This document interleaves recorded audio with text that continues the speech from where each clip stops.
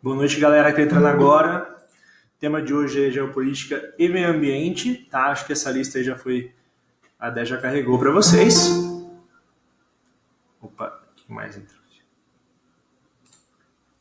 Então, a proposta hoje é fazer então essa aplicação de geopolítica. Eu vou comentar alguns temas, né, gerais. Selecionei mais ou menos, né, temas por continente, né? Então a gente vai dar uma olhadinha ali. E também aí no finalzinho ali algumas questões sobre meio ambiente. Tela inteira. Ah, foi.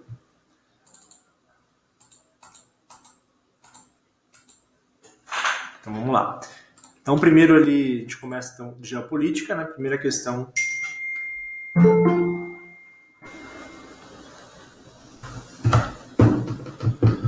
Primeira questão é uma questão em relação à posição do Brasil, né? Quem mais está entrando aqui?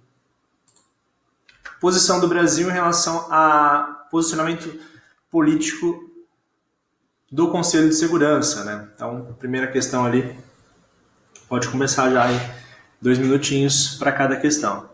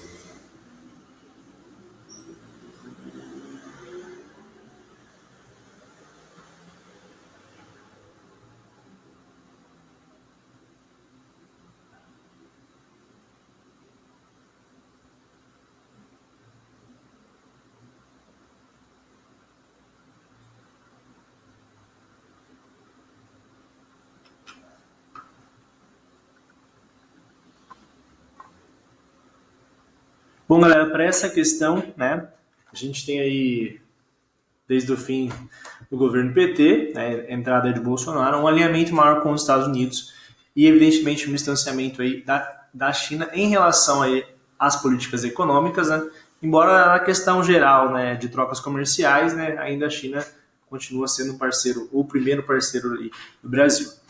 Os Estados Unidos em segundo e a Argentina em terceiro, tá?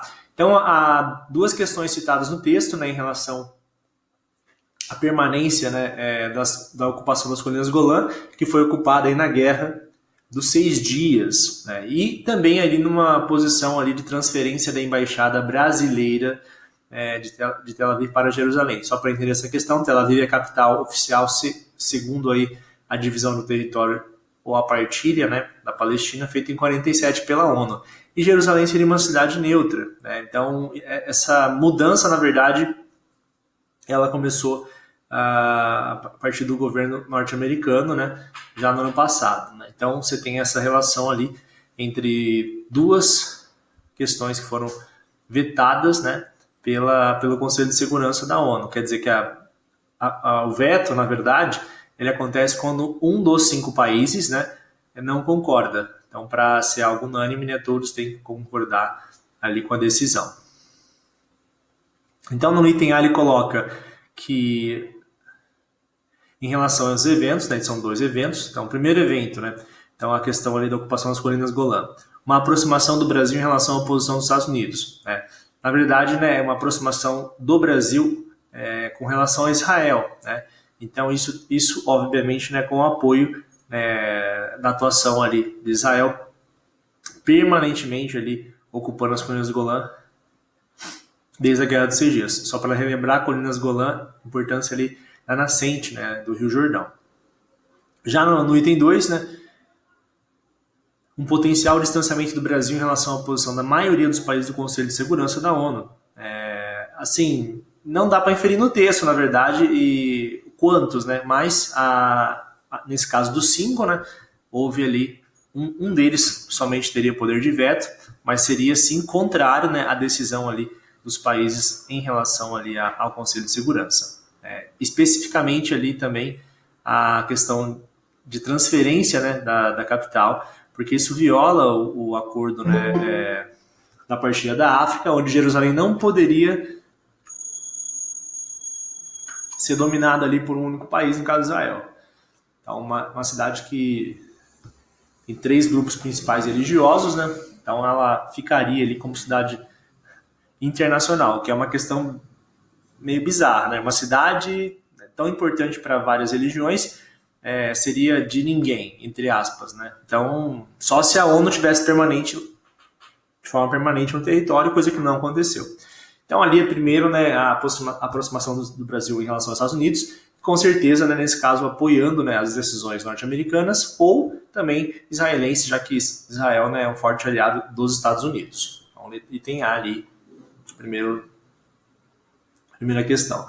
A segunda questão trata de um tema ali que caiu bastante, né, nos últimos anos em relação à questão geopolítica da Europa, num movimento separatista, né, que foi a Catalunha. Então, ali, 2 minutinhos para essa questão.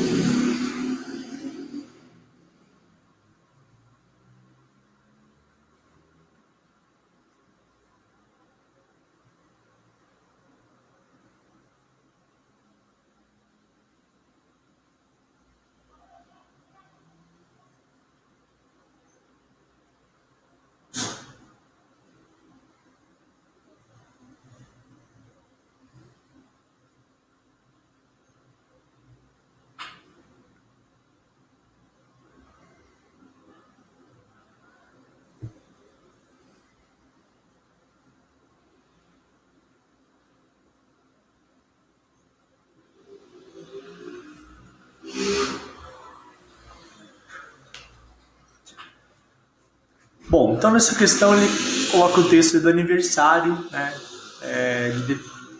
desse referendo, que era em relação à independência da Catalunha como região da Espanha. A Espanha, né, é um território ali que tem 18, né, regiões autônomas, né, e a Catalunha é uma delas. Outra também famosa é os bascos, né, que estão no norte, também a região divisa ali com a França, os bascos estão entre esses 2 territórios. Então, uma questão ali levantada sobre esse tema, e é uma questão cobrada aí sobre uma opção correta entre as alternativas. Então, aí ele coloca que houve uma violenta reação do governo espanhol ao referendo de 2017. Primeiro que o governo espanhol nem se deu o trabalho de ler, né, ignorou ou anulou, na verdade, né, esse referendo. Então, não houve reação, além, né, do mandato de prisão do governador da Catalunha, né, que não é um governador como o nosso, porque ele é um governador representante da região autônoma, né? Então ele seria ali o líder que teria ali aumentado, né, dado intensificação ali aos protestos contra, na verdade, justamente a posição do governo de não reconhecer o referendo, tá? Então não houve diálogo em relação ao referendo. Ele foi invalidado pelo governo. Então não houve uma reação violenta do governo, e sim manifestações, né, contra o governo, partindo ali dos catalães. B, além de questões históricas e culturais, né, o que diferencia aí, especificamente, né, os catalães da Espanha, e a forte adesão dos catalães à independência pela região também tem motivações econômicas. É uma região rica, porém sobretaxada pelo governo espanhol. Galera, Barcelona, a região mais rica da Espanha, tem 1/3 do PIB, né? É como se fosse São Paulo, tá? E quando você fala de São Paulo ou da região mais rica do país, né, e do turismo também, você lembra que essas regiões elas são sobretaxadas em função de entregar, né, as receitas de impostos, né, e receber um valor menor, né, como é São Paulo. Então, se a gente separasse São Paulo, né, a gente teria um país desenvolvido, né, com mais recursos para o próprio Estado, infinitamente, né, já que o bolo é fatiado lá em cima. Então, essa é uma das motivações também dos dois lados, né, de uma possível emancipação e também de uma proibição, né, desses atos, justamente aí pelo governo, que, como Estado, né, como um país, ele jamais vai deixar a região mais rica do país, né, se tornar independente, perdendo, né, essa galinha dos ovos de ouro aí da Espanha, né, que é a região de Barcelona, tá bom? Então, item B aí, né, a questão econômica, que já foi citada também, a importância da economia ali de Barcelona em relação à Espanha. A próxima questão é uma questão que trabalha ali, um tema de 2014, tá? É um tema da geopolítica do leste asiático, envolvendo aí a Crimeia, Ucrânia, né, e a Rússia. E a Crimeia que é a Rússia hoje, né?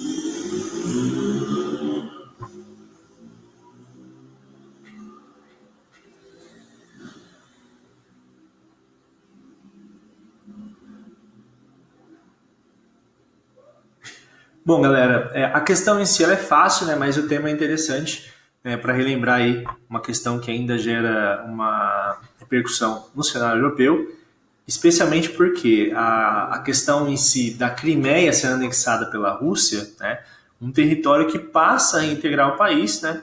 Historicamente falando, esse território pertencia à Rússia até a década de 60, quando o Nikita Khrushchev concedeu esse território para a Ucrânia.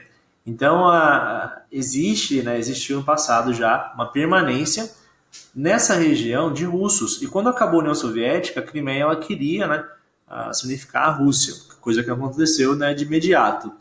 Então, a questão aqui é que a OTAN, na verdade, né, tem outra questão também polêmica, a OTAN ela quer muito, e isso está caminhando para acontecer, que a Ucrânia seja parceiro dela, né, que entre fazendo parte da OTAN, que hoje na verdade, ali uma aliança militar, né, que disputa, né, a hegemonia com a Rússia na questão de dominância regional, né, como potência. Lembrando que a OTAN também tem Estados Unidos, né, mas a Europa como um todo condenou a questão, especificamente porque a Rússia foi acusada de financiar, né, movimentos ali que geraram revoltas, né, e manifestações contra o governo ucraniano, né, o pró-Rússia. E a posteriori, né, desse também houve um referendo, aliás, um plebiscito, onde você teve ali a maioria querendo, né, fazer parte da Rússia. Então, a partir disso, né, você teve aí a consolidação disso, de integração territorial com o território russo, problema é que a península, né, ela está separada da Rússia. Para você entrar na Rússia, você teria que passar pela Ucrânia. Por isso, né, os russos construíram uma ponte, né, e aí você teve, né, como resposta ali já uma questão, né, desse projeto, que seria ali para a integração territorial, né, uma vez que você está no mesmo território sem precisar entrar em outro país e sair para chegar no seu próprio país. Isso não faz muito sentido, né? E até existiu países que já tiveram isso, né? O único que dá certo até hoje, né, é o Alasca, né, como território separado assim. Próxima questão ali, tema que cai bastante, tem caído muito a questão da China, Índia, China e Estados Unidos, né? E esse ano também promete, né, outro conflito que aconteceu, e o primeiro, né, envolvendo mortes desde a década de 60. Então, mais um minutinho aí, um minutinho e meio, dois para fazer a questão.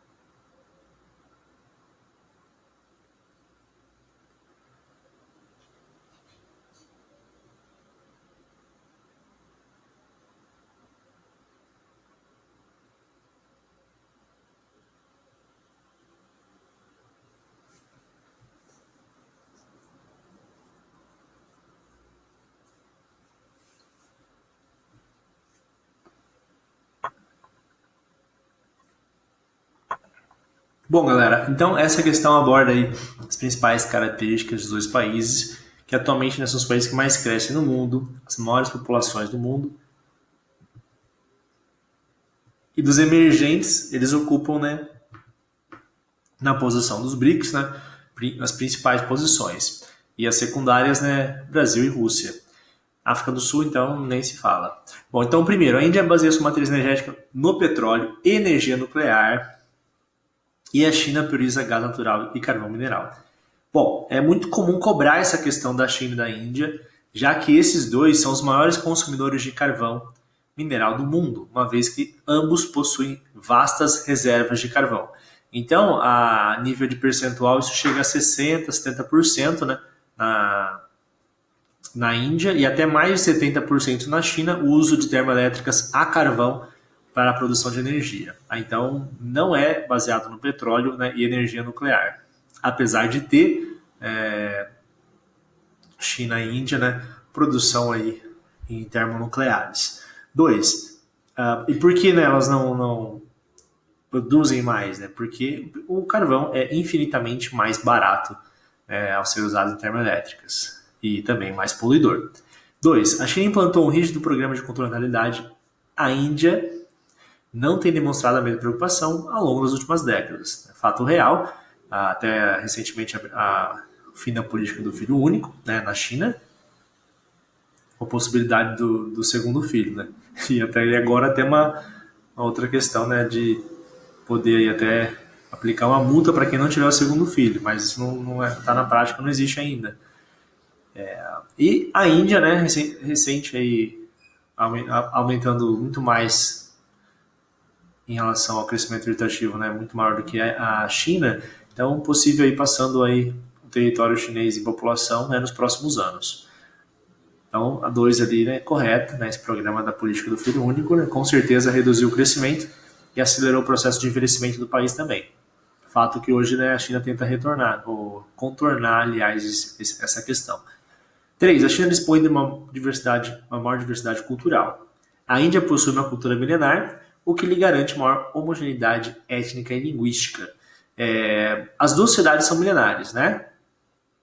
Mas a Índia ela possui uma variação maior, especialmente porque o território indiano ele é compartimentado, dividido em ocupação também do Império Islâmico, né? Vide ali Paquistão e Bangladesh, que era chamado de Paquistão Oriental.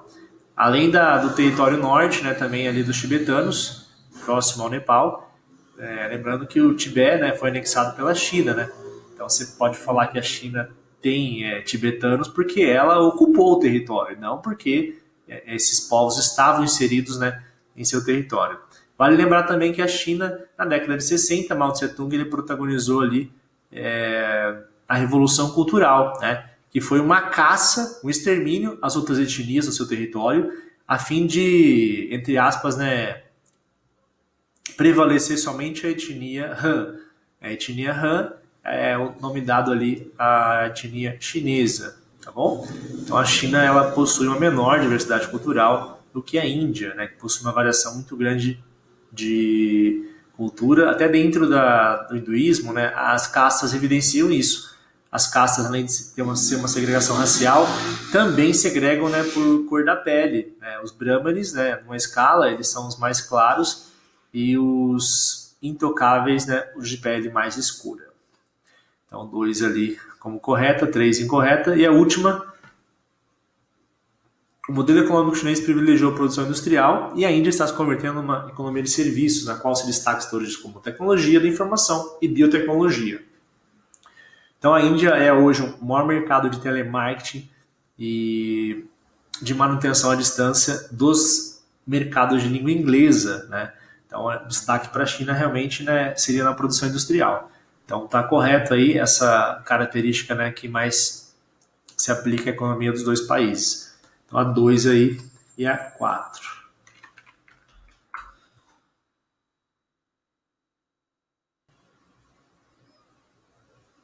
A questão do Oriente Médio agora é uma questão de localização, né, de um território dado ao seu nome, né, e uma questão ali recente também que eu vou comentar em relação ali à questão dos Emirados Árabes Unidos e Israel, que aconteceu recentemente.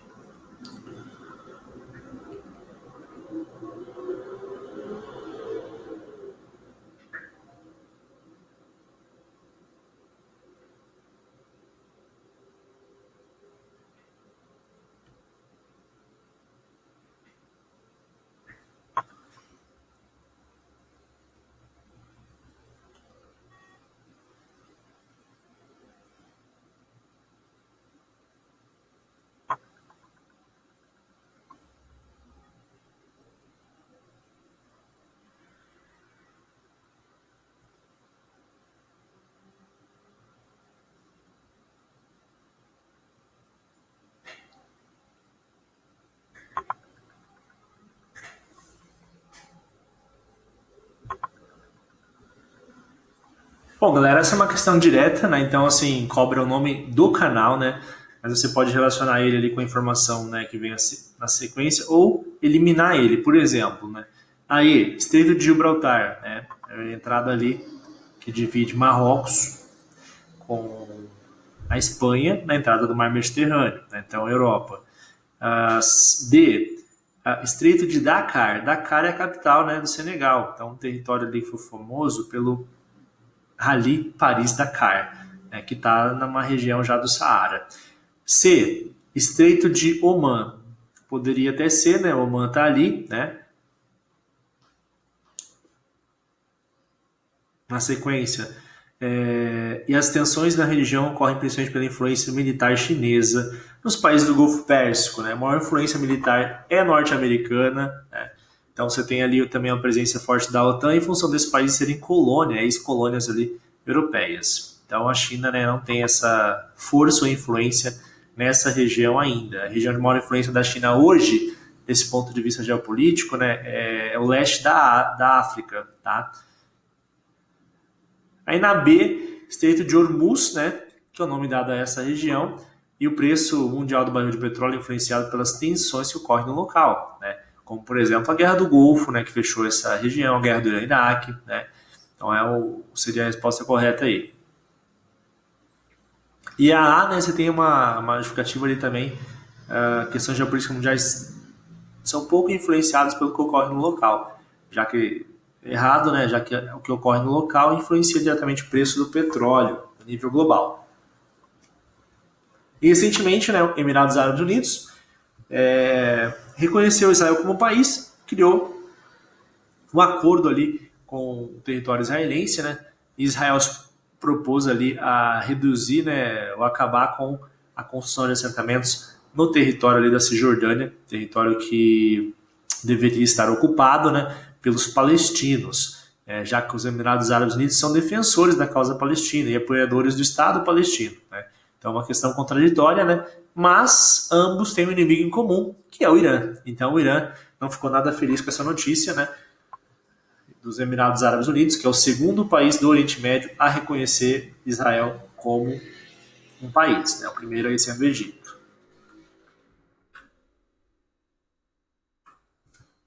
Questão 2 é uma questão, né, geral ali do terrorismo, né, e um posicionamento aí sobre um aliado norte-americano.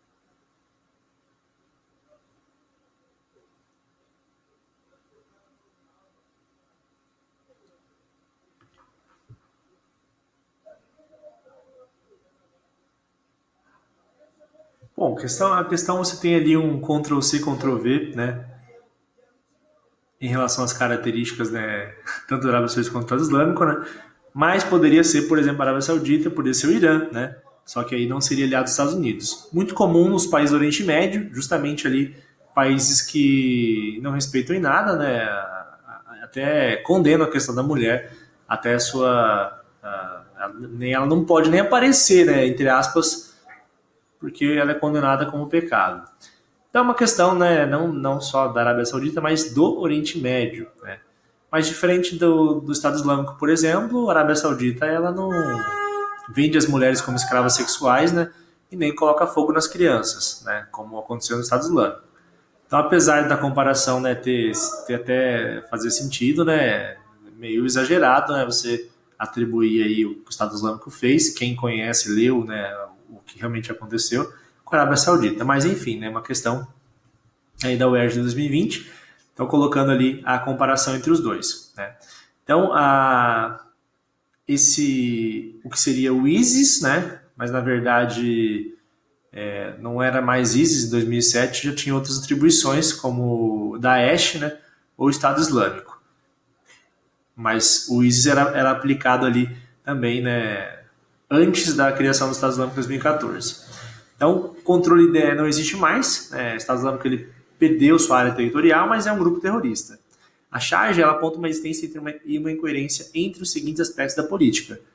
A existência, evidentemente, né, de uma ideologia baseada no fundamentalismo com o princípio do Alcorão, né, no islamismo, né, onde você aplica a Sharia, né, como pena de morte ali para crimes que a gente, por exemplo, né, nem seria crime, né? No Brasil, imagina se fosse traição, seria crime no país, né? Não ia ter lugar para prender as pessoas, né? Então, chifre aí ia ter pena de morte, né? Não ia ter mais gente na Terra, né? Enfim, então é um crime condenado, né, a pena de morte, né, para ambos, né, que cometeram um delito. Isso é muito comum nos países do Oriente Médio.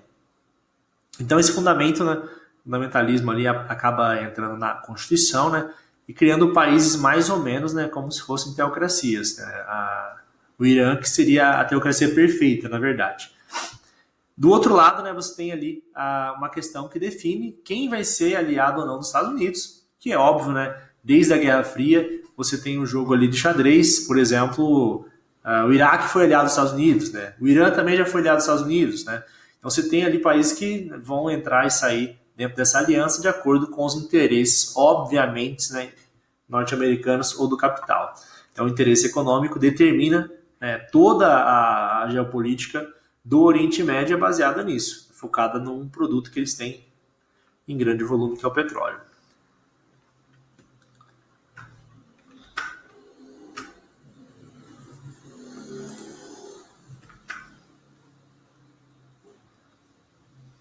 Bom, outra questão que está aparecendo muito, né, a questão entre China e Estados Unidos, né, e vai continuar, porque essa disputa está no começo. Né, então, ali outra questão ali baseada num contexto ali de protecionismo, né, especialmente na indústria metalúrgica, né, onde começou toda a história de rivalidade econômica entre os dois.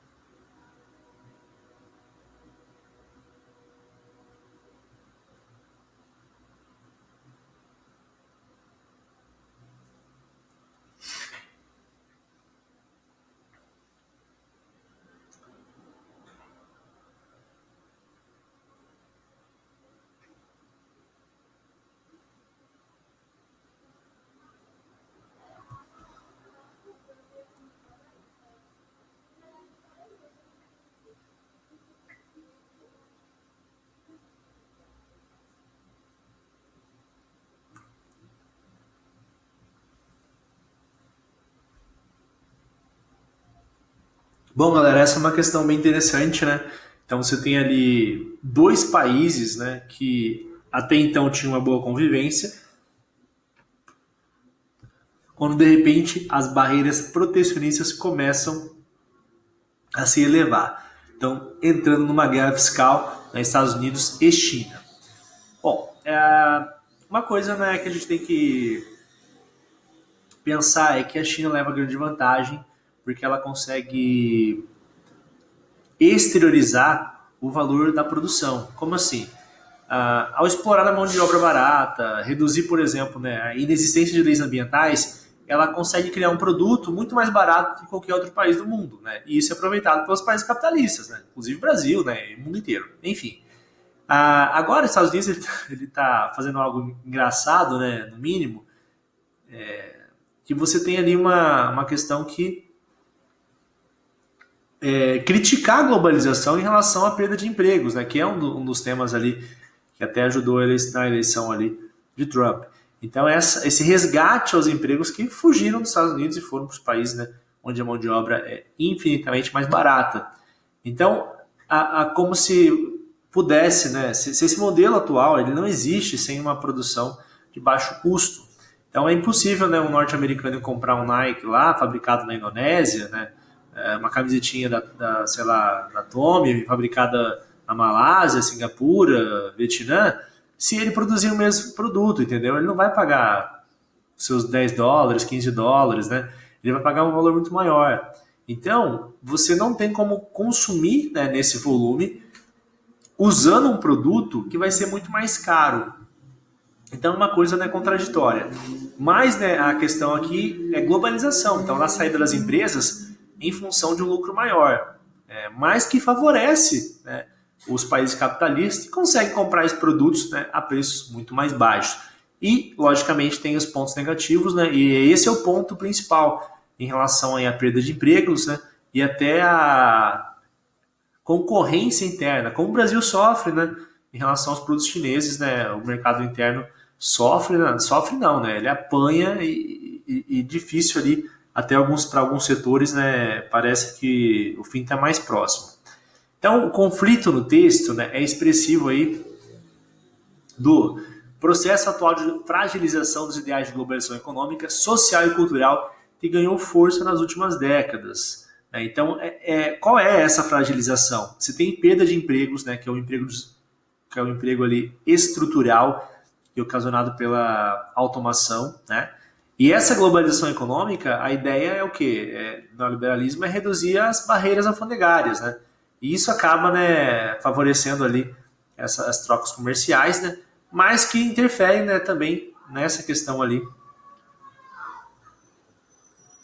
nessa questão de perda de empregos até dos países mais ricos, como os Estados Unidos. Na B ele coloca que proteger a economia das parcerias do Transpacífico, a China não está presente, né, nesse acordo. A C, o declínio de acordos econômicos multilaterais entre países produtores de commodities. O tema não é matéria-prima aqui, né? Na D, reduzir a fiscalização alfandegária para incentivar o consumo de produtos industrializados, né? Essa fiscalização, né, não é uma questão que vai ser reduzida, e sim a tributação, né? Nesse caso vai ser aumentada. E, né, a preocupação norte-americana em relação ao monopólio chinês das inovações tecnológicas, né, coisa que não acontece porque os Estados Unidos é o detentor, né, desses monopólios. Né, dos países mais movidos ainda tem esse monopólio tecnológico, apesar da China estar crescendo, né, e tem aí uma representação cada vez maior. Questão 8, Brasil, né, e outros países aí, uma questão ali bem interessante, né, para a questão geopolítica global sobre o Conselho de Segurança.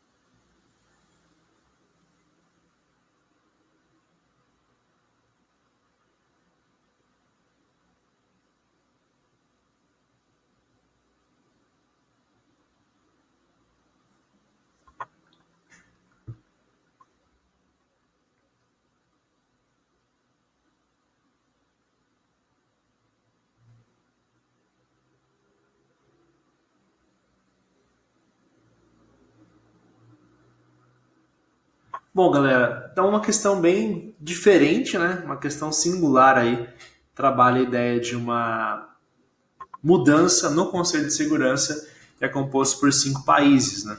Então, China, Estados Unidos, Rússia, França, Inglaterra. Então, a ideia, né, é que esses 5 países, né, é uma ideia, né, assim, no mínimo razoável, de que esses 5 países, né, não dão ali o crédito, né, de decisões democráticas de 193 países, né? No mínimo ali. Por exemplo, né, ao descartar nenhum país da África está presente no Conselho de Segurança, né? E nem da Oceania, se você fosse pensar em relação de representatividade, né? E a ideia desse país, então, é pedir, né, uma entrada definitiva, já que só existem 5 membros, né, que são permanentes. E se você olhar, né, as características de cada país em relação à economia, a Alemanha é o país mais rico da Europa. O Brasil é o país mais rico da América Latina. O Japão, né, depois da China, que já está presente, né, é o país mais rico ali do mundo, né, depois da China e Estados Unidos, o terceiro. E a Índia, né, já se configura entre os 7 países mais ricos do mundo e é atualmente, né, o principal país da Ásia, depois ali do Japão, que está bem distante no leste asiático, né, e da China. Mas a região do sudeste asiático, né, a China, a Índia ali domina.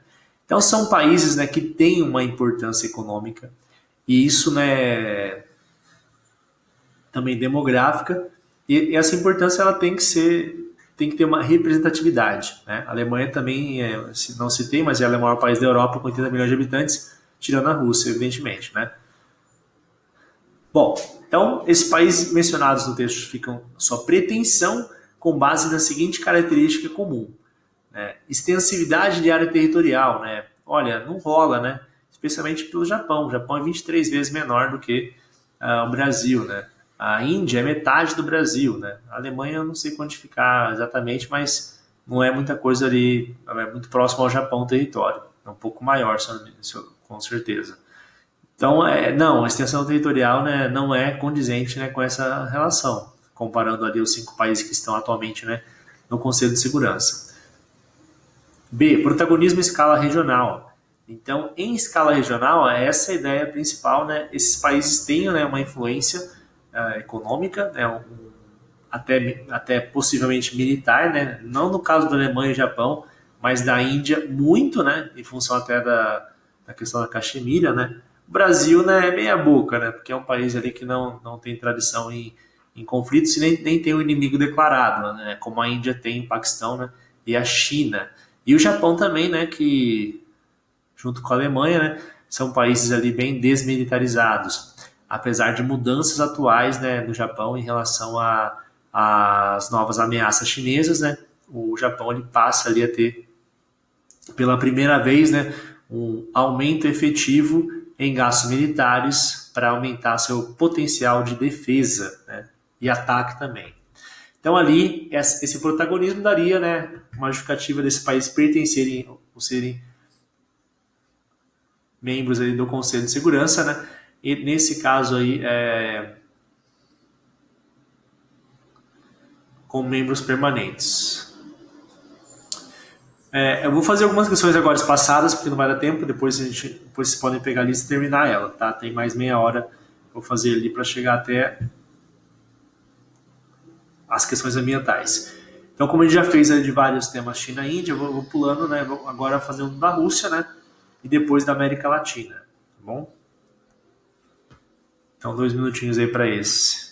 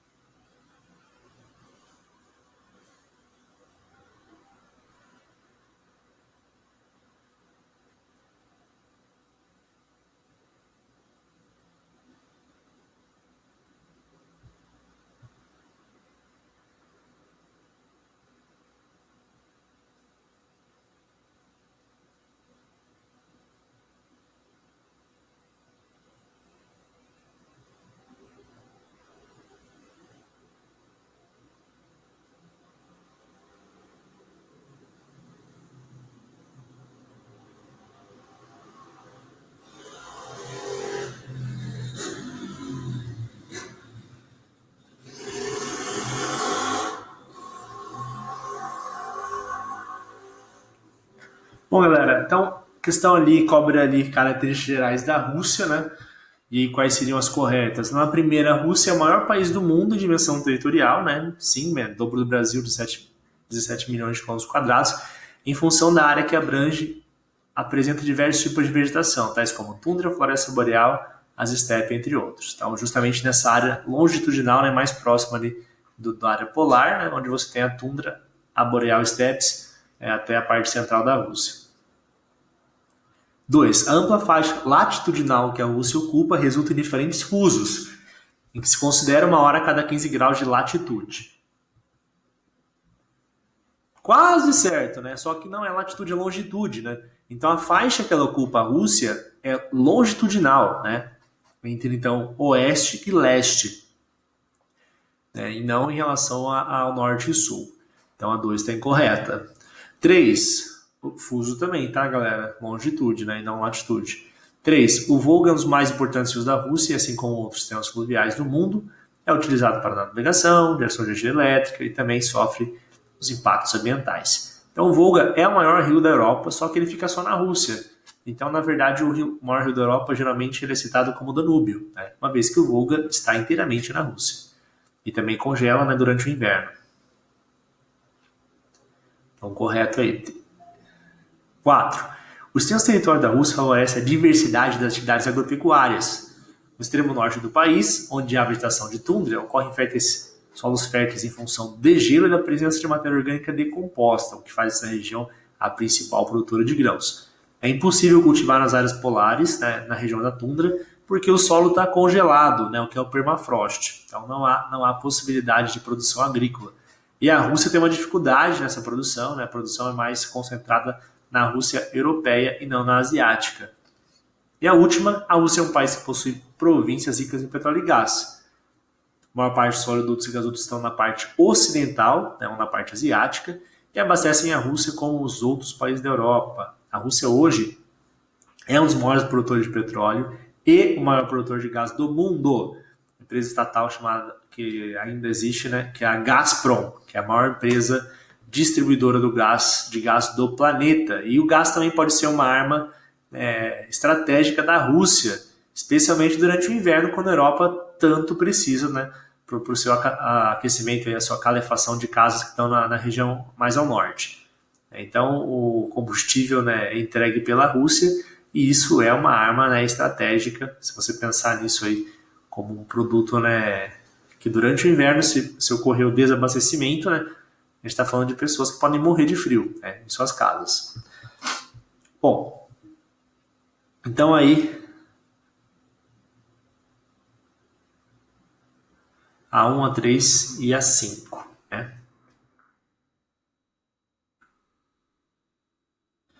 A questão da Índia aqui é uma questão...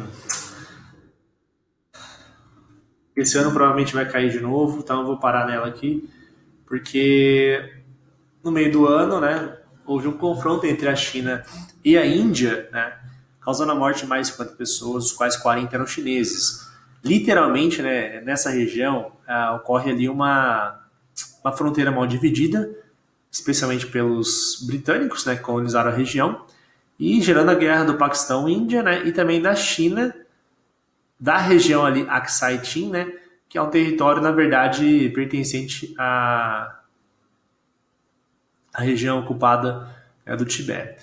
Então, foi nesse território desse Aksai Chin, né, entre a geleira Siachen, né, essa geleira ela expande e diminui, né, então acaba alterando a linha limítrofe entre os países, né. Essa linha é uma linha de proteção, já que o Paquistão e a Índia estão num acordo armistício, então a guerra não acabou, né, porque não houve um fim, né, desse conflito, dessa divisão aí. E o caso é que esse ano, né, no meio do ano, galera, houve um confronto entre os dois exércitos, chinês e o indiano. Eles não estavam armados porque é uma área desmilitarizada, né? E aí eles entraram em confronto com o quê? Luta corporal, pedra e pau, né? E aí morreram quase 40 chineses, né? E se eu não me engano, 7 indianos fora os feridos. Foi a primeira vez que teve mortes aí desde a década de 60, né, o que aumentou ainda mais a instabilidade entre a Índia e a China, né, dois países ali que estão ali também aí bem querendo, né, se enfrentar. Não vão, né, mas também três países, né, se contar com o Paquistão, com armas nucleares ali. Então essa tensão, né, tem aumentado muito nos últimos anos, né, muito em relação às décadas passadas. Então sobre essa questão, né, ali o texto cita também outro atentado, né, mas esse atentado nesse caso, né, foi aí contra os soldados indianos, né, do lado paquistanês, tá? Então, primeiro, o conflito preocupa a comunidade internacional, pois Índia e Paquistão são possuidores de tecnologia nuclear para fins bélicos, exatamente armas nucleares. 2. Um dos fatores que contribui para esse conflito é a questão hídrica. A Caxemira concentra nascentes de grande importância para os países mencionados na reportagem. Essa região, galera, é um divisor de águas, né? Então, o Himalaia, ele divide águas do Pacífico e as águas do Índico. Então, rios que vão para a China, ou para o norte da cordilheira, eles vão desaguar no Oceano Pacífico, e que vai para o sul, né, passando pela Índia principalmente, né, Sudeste Asiático, vão desaguar no Oceano Índico, né. E ali tem toda uma questão religiosa para a Índia, das nascentes, em especial do Ganges, né, que é um rio considerado sagrado ou uma deusa. Então a 2 ali, né, também uma questão importante. E a 3, a boa convivência entre os hindus da Caxemira indiana e os muçulmanos da Caxemira paquistanesa demonstra que esse conflito tem caráter puramente econômico. Não, né? Tanto que um não tolera o outro, né? O indiano também não tolera outras religiões e o islâmico também não. Então já é o suficiente, né, para não ter paz entre as duas nações, né, mesmo em áreas que os dois convivem. E a último governo indiano cedeu o território de Aksai Chin à China em 62. Ele não cedeu, né? Foi guerra, tomado por guerra, e a Índia levou um pau bonito, né? Nem viu de onde veio. A China foi lá e invadiu. E tomou esse território. Então, 1, 2 e 3 aí. 1, 2 e 3. Opa, 1, 2. Apenas 1 e 2. 3 tá errado, né? Convivência entre os dois. Então, 1 e 2 ali como corretos.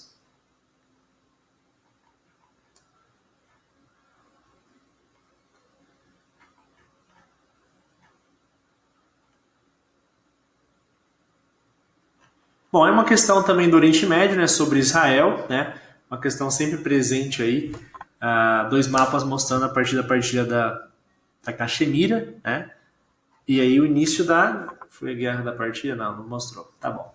Então, 2 minutinhos aí para fazer essa também.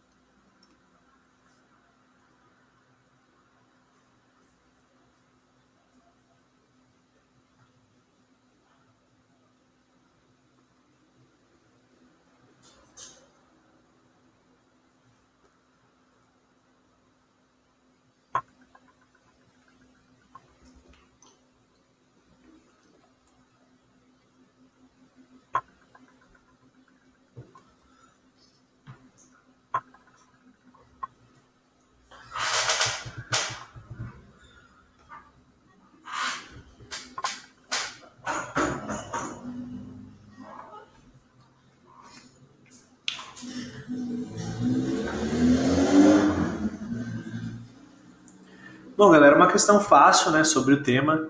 É o tema ali que leva em conta Guerra dos 6 Dias, Guerra de Yom Kippur, né?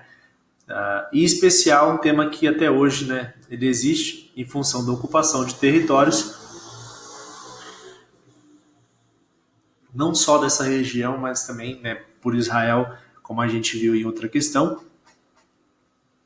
o território ali das colinas Golã da Síria, nascente do Rio Jordão. Então, tanto Israel, né, mas especificamente ali Israel, nesse contexto, né, busca ali garantir, né, essa posse territorial, né, uma vez que você não tem ali a questão religiosa como conversão, né? Não é intuito de nenhum dos dois territórios, islâmico, né, ou israelense, né, judeu. Não tem petróleo nessa região, embora recentemente, né, encontraram petróleo na faixa de Gaza, tá? Que é o território ali controlado pelos palestinos, né, ao sul de Israel. Controle de arqueológico, daí, né, muito aleatório, né, e monopolizar o comércio marítimo, né, sendo que são dois países que não têm, né, não tem um grande volume de exportação de itens, né.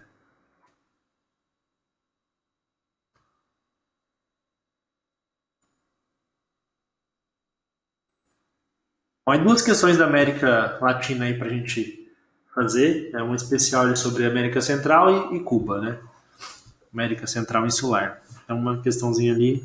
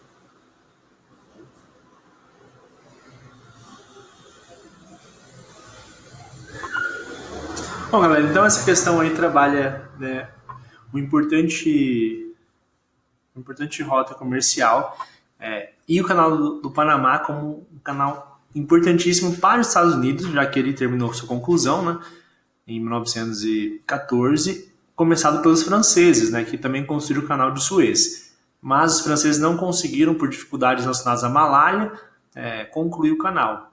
Então esse canal ele tem uma questão estratégica, né, um novo canal aí foi inaugurado e ampliado, né? E hoje esse canal ele ainda tem, né? A partir do acordo perpétuo, hoje o Panamá administra ele desde 97. Mas esse canal também ele numa situação de guerra ele pode ser tomado pelos Estados Unidos, né? Como é o acordo na verdade. Até recentemente, né? Alguma coisa foi feita em relação ao novo canal que poderia ser criado na Nicarágua, né, numa parceria inicialmente ali apenas a China, e depois também a Rússia se pronunciou como apoiadora. Mas, né, não saiu do papel, né, então o canal da China ali que atravessaria a Nicarágua seria maior e poderia passar qualquer navio. Esse canal atual do Panamá ele não consegue passar os supercargueiros que vão chegar ali até 18 mil containers. Então o canal é uma das maiores obras de engenharia do mundo, né? O maior canal do mundo é o de Suez, tá? Que é muito mais simples. Foi um buraco, literalmente, ali cavado entre o Mediterrâneo e o Oceano Índico, né? Bom, sobre esse canal, né, a questão não é fácil aí. Ele, evidentemente, né, reduz em muito o tempo ali para você atravessar do Atlântico ao Pacífico, né? Isso equivale a mais ou menos, né, 7 dias de viagem, né? Então você tem uma rota que você faz em 10 horas.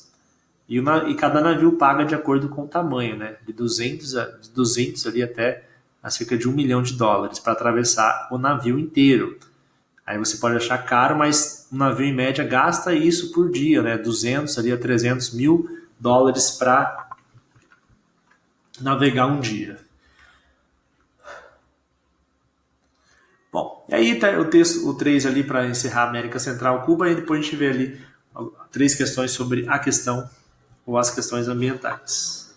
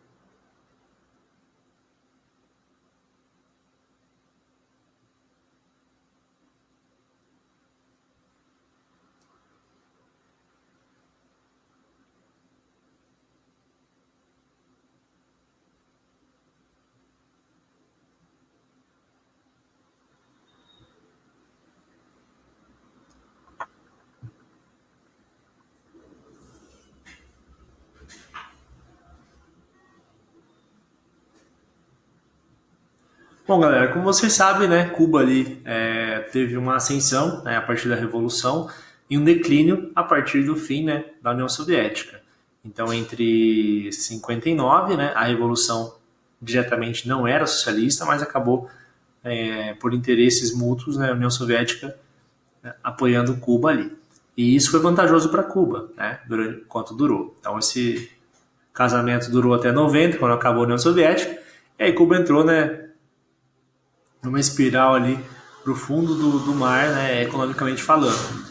Então, um país que basicamente, né, sua economia é baseado na produção de cana-de-açúcar, né, e fumo, né, é o básico de Cuba. Hoje, né, que persiste ainda dessa questão? Recentemente, os Estados Unidos, né, retomou ali a questão diplomática, né, então os Estados Unidos passou até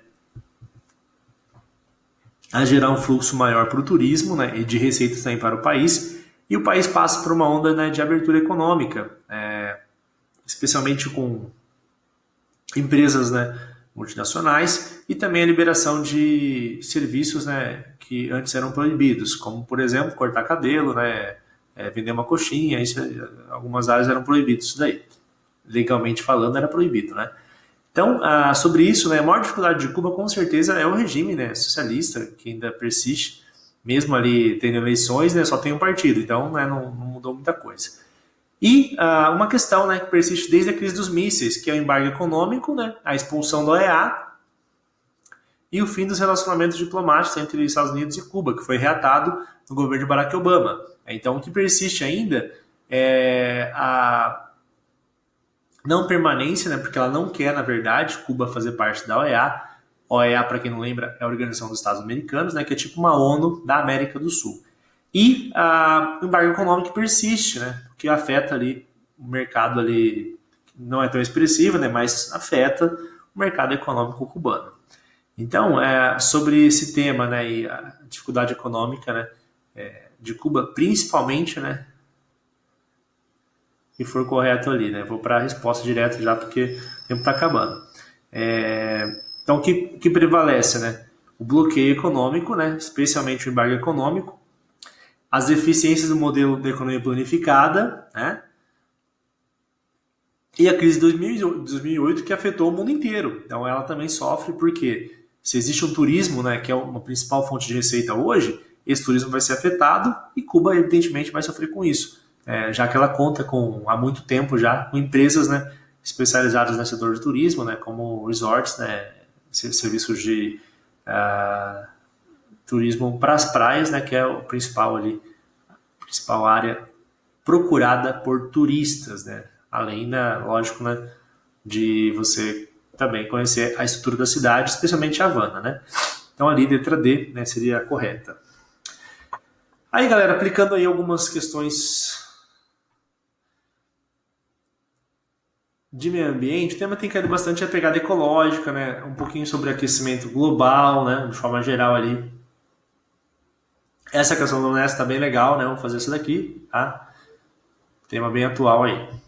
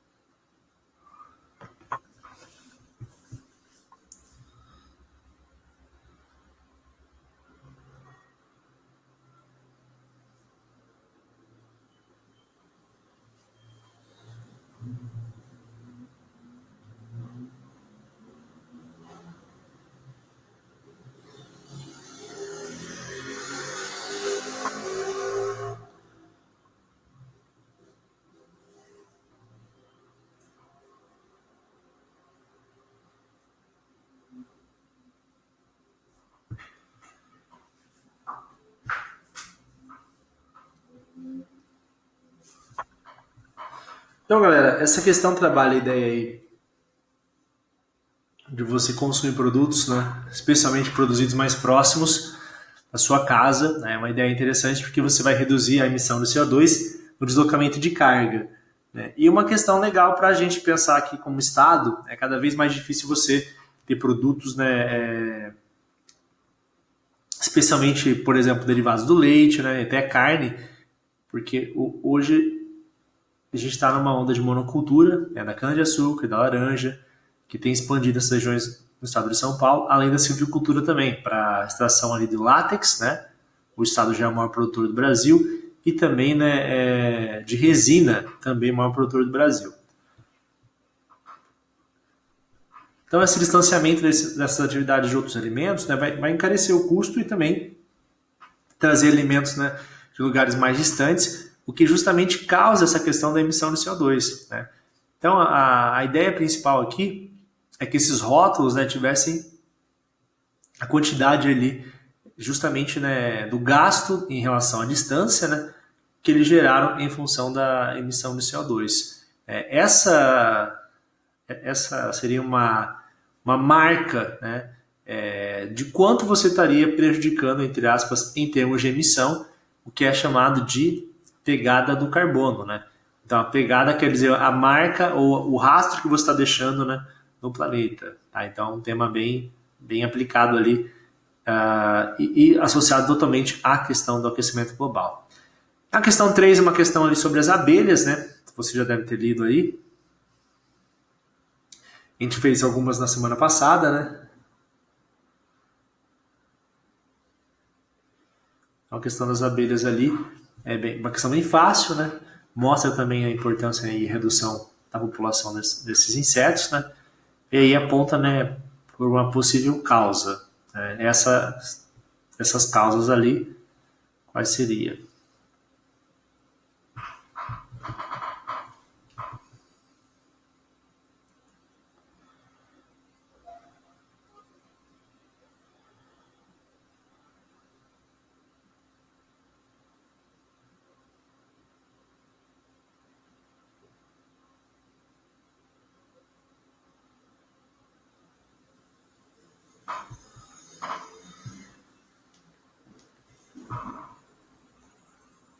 Então, a primeira, né? Terracaimento. Terracaimento, galera, é o nome dado aí a um processo de você produzir em áreas de declividade, acontecendo muito ali no Sudeste Asiático, né? Para a produção de arroz, num sistema chamado de jardinagem. Transgenia, né? E a expansão de plantas silvestres. Se está expandindo as plantas silvestres, né? Você está tendo um processo de reflorestamento, né? Então, aí uma elimina a outra. Rotação de culturas e a mecanização do campus, né? Do campus, né? Eu estou na faculdade já. Está começando a falhar já. Depois de 12 aulas online, a gente começa a ler embaralhado aqui. Acho que vou ter que usar óculos, galera. Tá chegando a idade ou tô forçando muito mesmo. A rotação de culturas, né? Ela acaba favorecendo, porque você vai ter várias, né, espécies, né, sendo cultivadas ali. É uma forma muito interessante de você melhorar a qualidade do solo também, né? A mecanização do campo não interfere muito, né? Porque você vai ter a colheita e o plantio, então você não vai estar diretamente ligado ali a prejudicar os insetos, né? E de uso de sementes crioulas e a silvicultura. Crioulas são sementes, né, que não são transgênicas, né? Então seriam boas também, né? E a silvicultura seria o cultivo de florestas, né? Então não está associado também, né, à eliminação dos insetos. E o principal, né, monocultura, uma só cultura, né, reduzindo a biodiversidade, né, e também aí você tem especialmente, né, por ser monocultura, boa parte delas são transgênicas, né? E o uso de agroquímicos, que com certeza é o principal problema, né, para a abelha, né, que acaba se contaminando também e infelizmente, né, as abelhinhas vêm a óbito aí.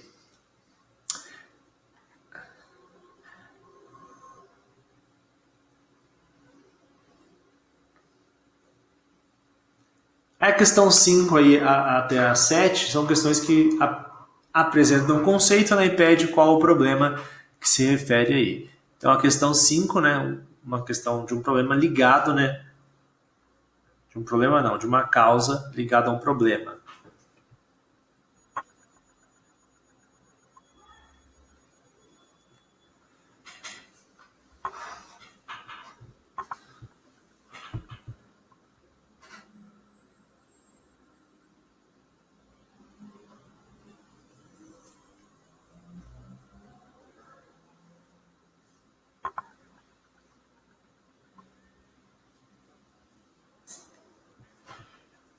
Então, a absorção dos raios solares, né, por gases que compõem ali, que a gente chama de efeito estufa, né? E o aumento do efeito estufa é associado ali ao excesso de emissão de gases como o CO2, causando aquecimento global. Então, o processo acima, né, se refere ao efeito estufa, né, que seria essa concentração de gases na camada atmosférica. E a 6, galera, questão clássica, já caiu em N formas, né? Essa questão ali. Que tipo de problema aí?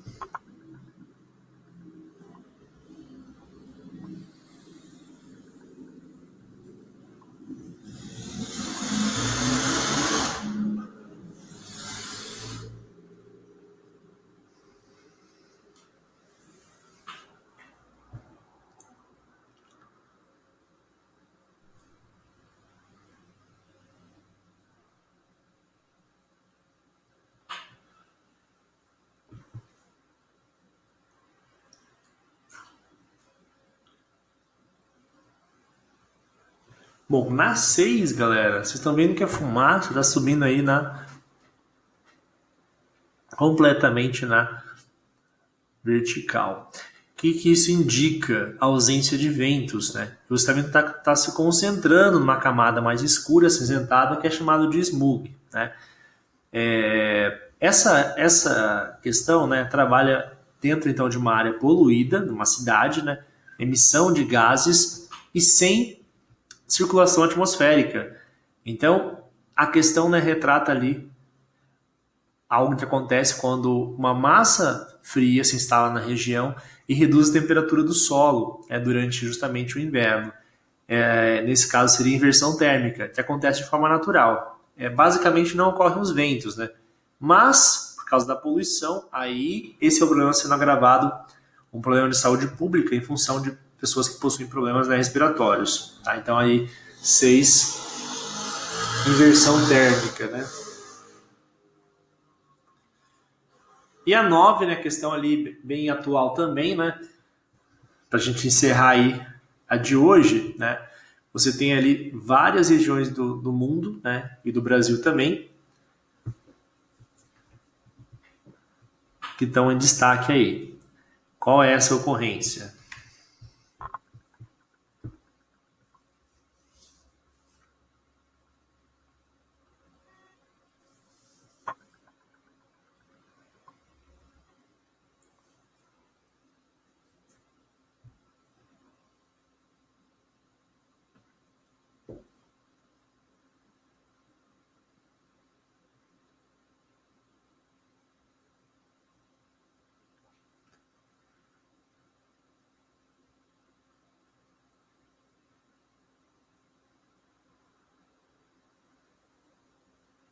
Então, ocorrência, galera, o Brasil, né, está dentro dessa área, e o Brasil ali se destaca também, porque ele apresenta não só a Mata Atlântica, mas também o Cerrado, como ali a área que teve uma degradação superior a 70%, caracterizado como hotspot. Então, seria o tema aí dessa questão.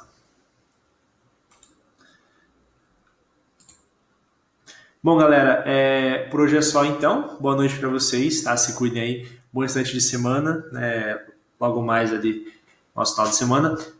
Já enviei para vocês essa lista, tá? Tem mais alguns exercícios.